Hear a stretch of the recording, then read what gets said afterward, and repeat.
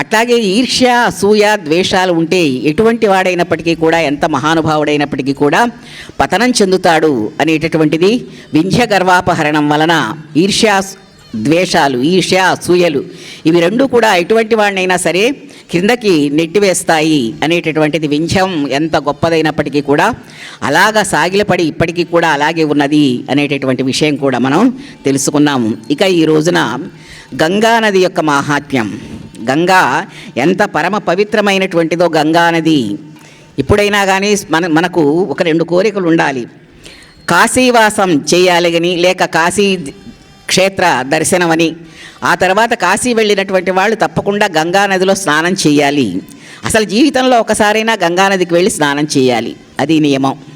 ఆ నియమాన్ని మరి పాటించడానికి ఎన్నో పురాణాలు, ఇతిహాసాలు ఇవన్నీ కూడా మనకు చక్కగా ప్రామాణికంగా చెప్పినాయి. ఈ గంగానది ఎక్కడి నుంచి బయలుదేరింది, ఎక్కడ ఉన్నది?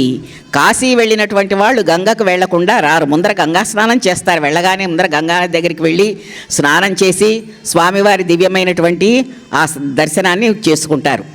అటువంటి గంగానది ఊరికినే రాదండి గంగా స్నానం అనేటటువంటిది. మనం పూర్వజన్మ సుకృతం ఏదైనా ఉంటే ఆ గంగానదికి వెళ్ళి స్నానం చేయటం కానీ, మనం కావలసినటువంటి పూజాధికాలు నిర్వహించడం కానీ జరుగుతుంది.